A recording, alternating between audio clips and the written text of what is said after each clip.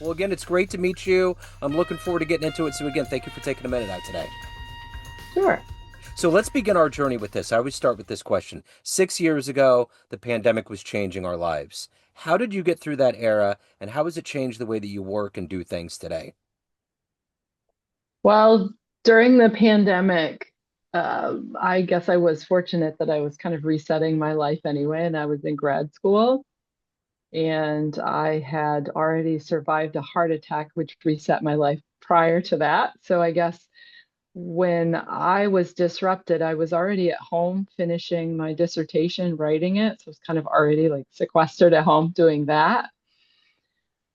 But the heart attack mixed with the uncertainty of COVID caused me to start thinking about what I wanted to do when I finished my PhD in soil science. And that was to make a difference rather than doing something in it that it benefited me and that, hey, maybe that had to do with paycheck or all of that. It was that whatever line of work I went into, it would be something that had a bigger impact than what I would have done otherwise if I just chosen a job that was specifically to the bottom line of my checking account, I guess, as it were. Yeah. Well, you got a lot of titles. You got a lot of things going on. We got coach, mentor, author. You got chef, healthy eating mentor. There's all these different titles. But if we were to synthesize this into what you do for your day job, I'm going to put you in front of 13-year-olds at career day to school, and one of the kids wants to know what you do for a living. How do you make what you do make sense to them?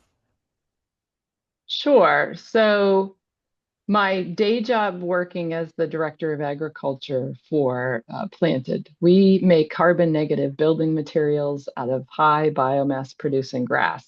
What essentially that means is we take something that grows faster than trees, and because it does that, it can actually take out more carbon out of the atmosphere because plants that grow, they do that by, making the sugars out of carbon, oxygen, water, and they lock it away. So if you put it in building material and it doesn't degrade, that carbon now is just locked away in a home. And what one thing that the COVID pandemic laid bare is our kind of lack of resources necessarily for like home building. For instance, a lot of people, they were building homes and they just didn't have enough supply.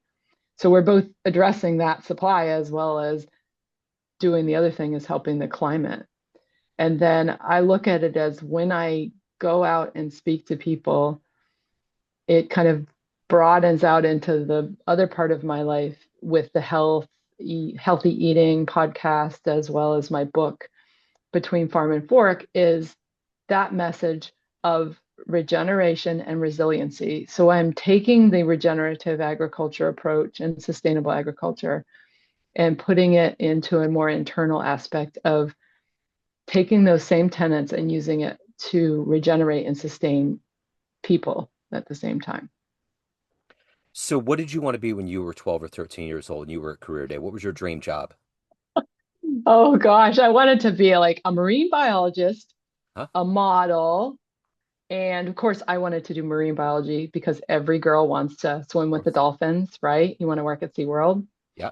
I would have probably been stuck like, I don't know, looking at some sea cucumber on the bottom of the ocean.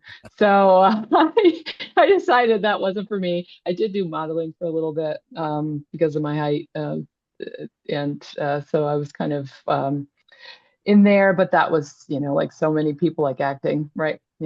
Everybody wants to be an actor. There's only so many spots. Yeah. Um, so I kind of fumbled around, but I think I didn't have the right mentors in front of me. I didn't have the people that were the examples of what you could do to really inform that in a way that was helpful. Like your examples is like doctor, lawyer, like what you see in a children's book. And the guidance counselors, it was like when you went to do that kind of fact finding, they didn't even understand the breadth. It was like pinning you into these few little buckets. Yeah. And I never felt I fit in any one of them. And one of the things when I talk to young people is, what is it that you really like to do? when you know nobody's looking, what's your favorite thing? And then begin to pick their brain as to like, what could that look like? And then maybe guiding them into seeing the people that could do that for a career, For sure. you know. So where were you born and raised? New Hampshire. So I was born in Nashua, New Hampshire, and my parents had a sustainable subsistence farm in Farmington, New Hampshire. It was a very small town, like about 5,000 people, and everybody knew everybody for better or worse. I was that geeky kid who was a little odd. So it was tough growing up with, teasing and all that when you're a misfit. But I think that helped give me character and resiliency in my later years. So I look at it as a positive. So what were some of the foundational elements of growing up that were embedded, the seeds that were planted that grew into your focus and finding your place and where you belong today? Well, hard work for sure, because on the farm, every all hands on deck. Everybody had to pitch in. So learning about how when everyone is focused on a goal collectively, you can get an awful lot done.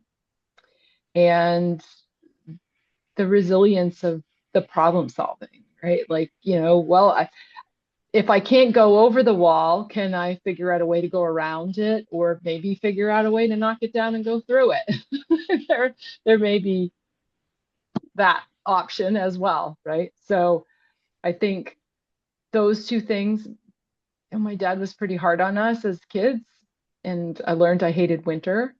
But I did also learn that where my food comes from, and I learned about conservation of items that, if you save that, whatever it is, instead of wasting it, that might be something that you could repurpose into something else because we were low on resources, mostly that resource being money, but we still made do with the little that we had. So I think you learn to value things maybe a little bit better.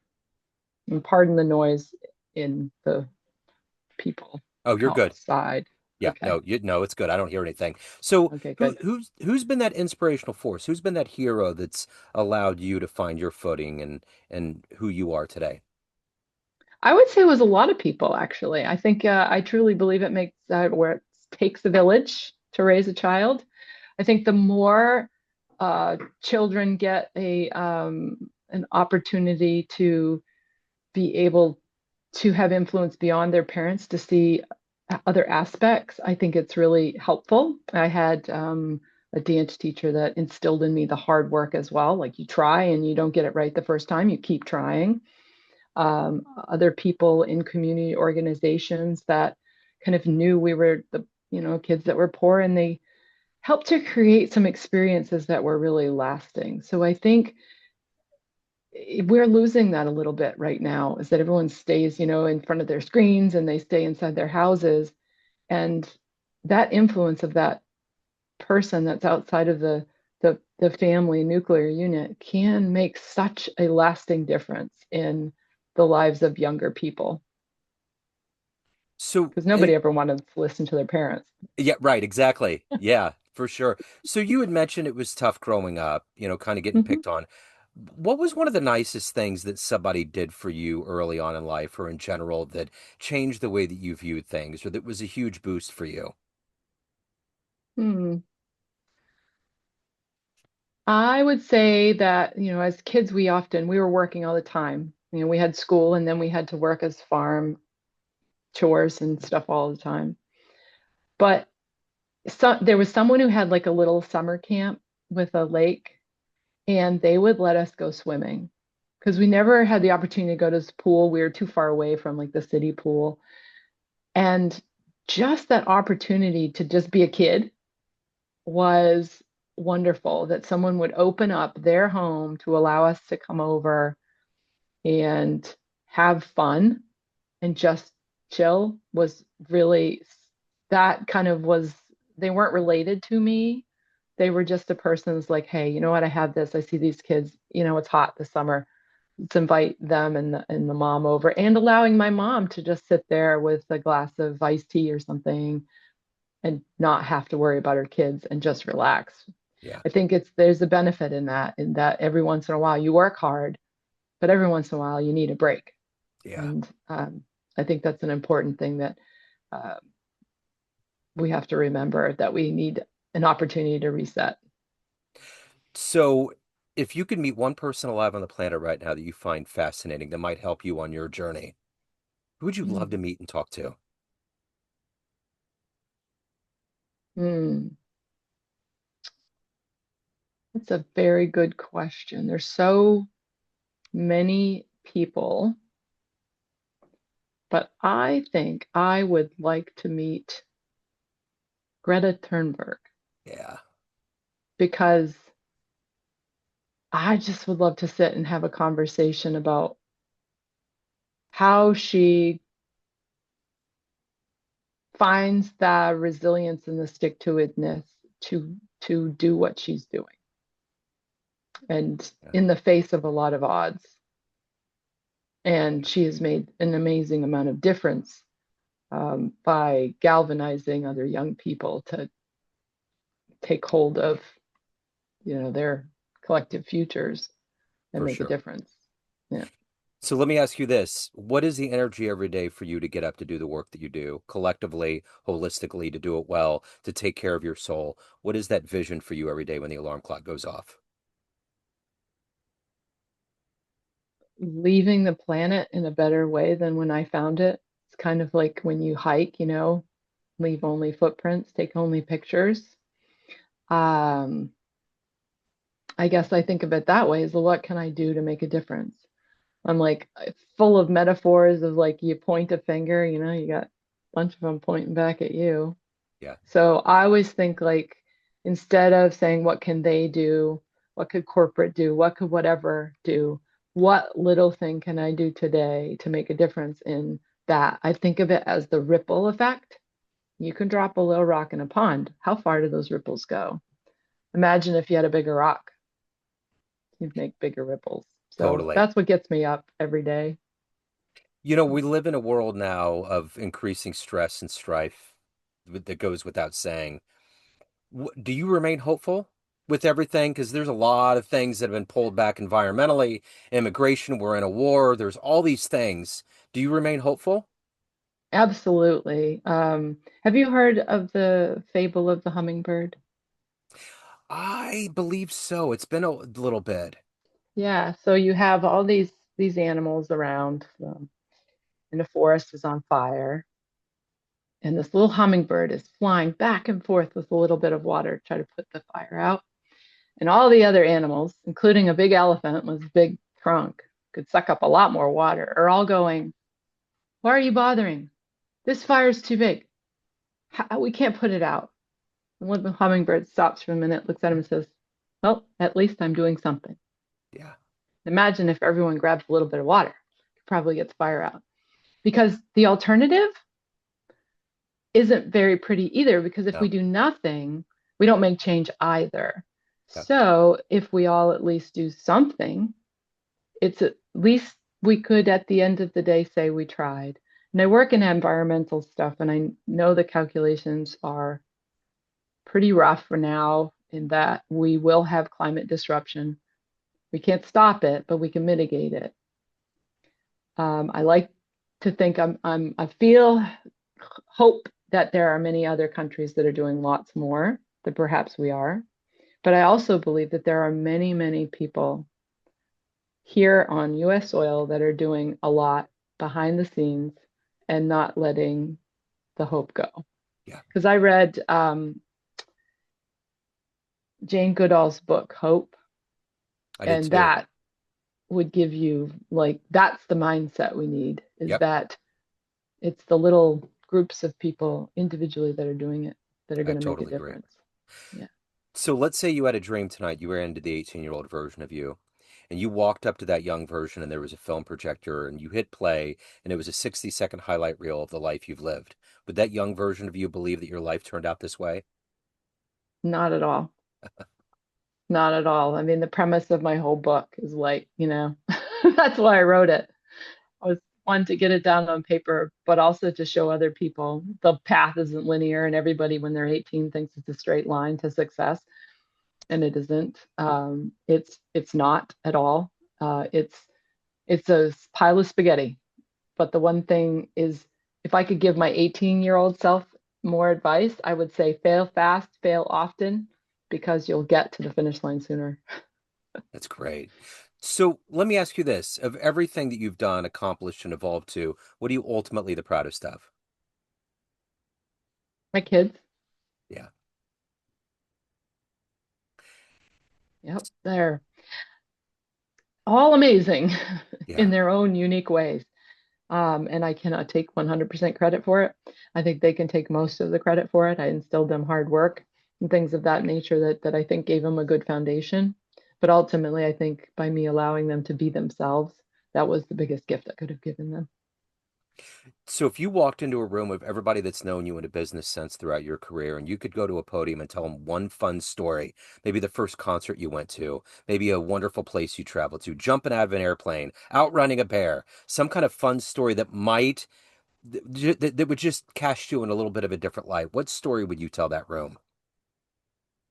Hmm.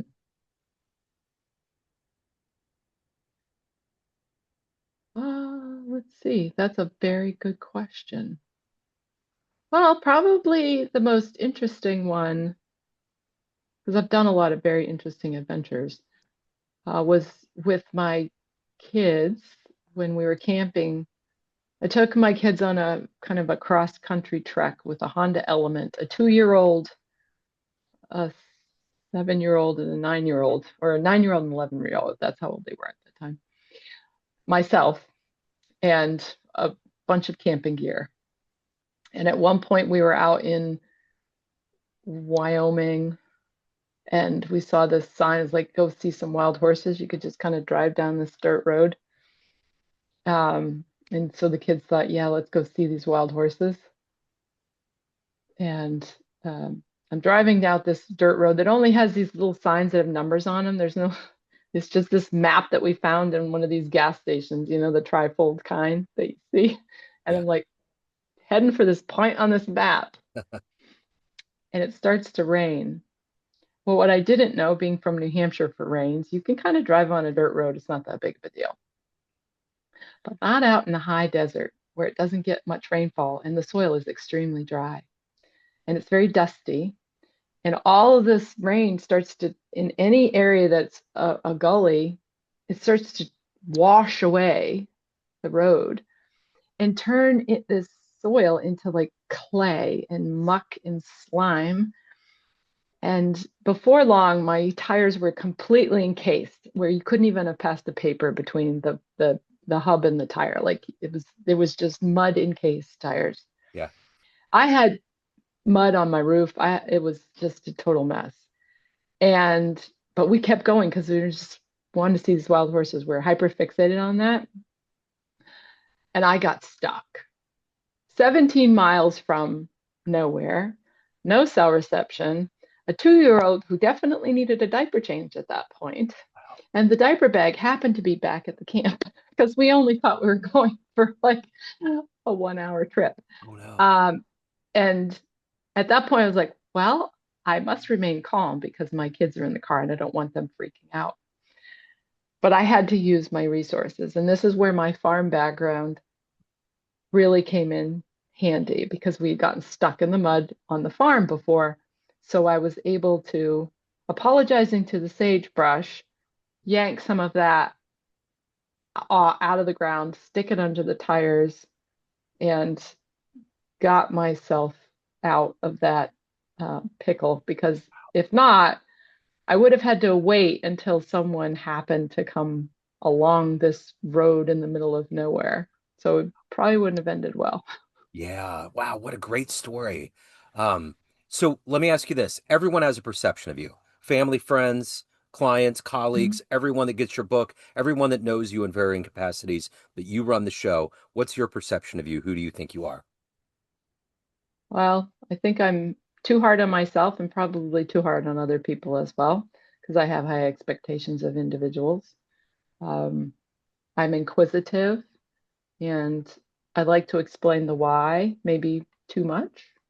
And I'm passionate. And of course, passionate people often can maybe be a little bit too passionate for some things, but I care deeply and I would give the shirt off my own back to anyone who needs it.